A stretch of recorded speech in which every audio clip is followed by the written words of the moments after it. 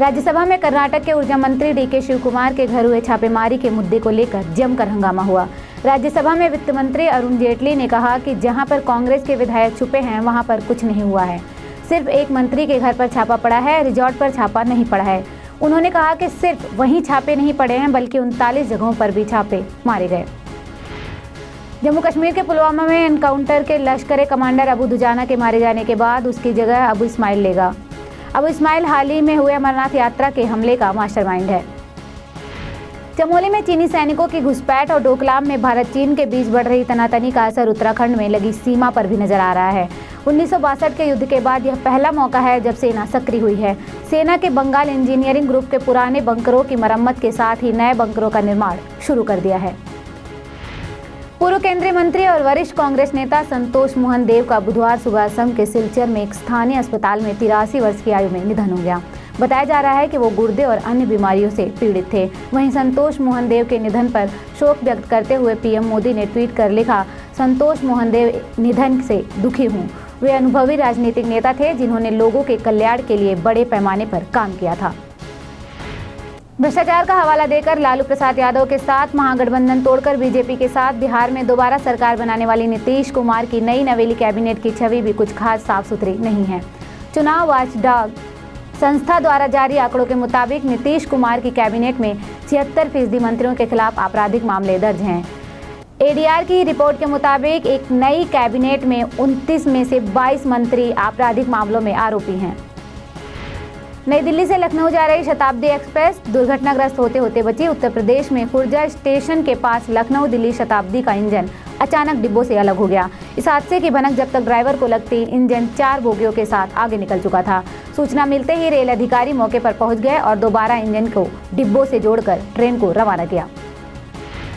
मुख्यमंत्री योगी आदित्यनाथ की अध्यक्षता में हुई कैबिनेट की बैठक में अनिवार्य विवाह पंजीकरण नियमावली को मंजूरी दे दी गई है। अब मुस्लिम समेत सभी वर्गों के लिए विवाह पंजीकरण कराना अनिवार्य होगा। 64 साल की उम्र में चमेली मीणा एक बार फिर से मां बनी है। 2015 में अपने बेटे को खो देने के बाद मीणा और उनके पति अकेलेपन से जूझ रहे थे, लेकिन उन्होंने उम्मीद नहीं छोड़ी थी। इस कपल ने IVF तकनीक का सहारा लिया और मीणा ने मार्च में एक बेटे को जन्म दिया। दोनों ने बच्चे का नाम अरमान रखा है। अरविंद पनगड़िया ने नीति आयोग के उपाध्यक्ष पद से अपना इस्तीफा दे दिया है। 31 अगस्त इस पद पर उनका आखिरी दिन होगा। पनगड़िया शिक्षा के क्षेत्र में वापस लौटना चाहते हैं, इसलिए उन्होंने इस्तीफा दिया है। पनगड़िया ने कहा है कि उन्होंने इसके बारे में प्रधानमंत्री नरेंद्र मोदी को 2 महीने पहले ही बता दिया था। प्रदेश में एक सप्ताह से आंदोलन कर रहे शिक्षा मित्र स्कूलों में पहुंचे। जिन स्कूलों में अभी तक ताले लटके हुए थे वहां सुबह से चहल पहल थी। बच्चे भी स्कूल पहुंचे और पढ़ाई शुरू हो गई। हालांकि कुछ शिक्षा मित्र अभी भी पढ़ाने स्कूल नहीं पहुंचे हैं। पिछले कई दिनों से लगातार एंटरटेनमेंट इंडस्ट्री में एक्ट्रेस मॉडल की आए दिन आ रही सुसाइड और मौत की खबरों ने फैंस को चौंका दिया है। अब हाल ही में एक और दिल दहला देने वाला हादसा सामने आया है। खबर है कि एक जानी मानी मॉडल ने अपने पति संग वीडियो चैट के दौरान फांसी लगाकर खुदकुशी कर ली।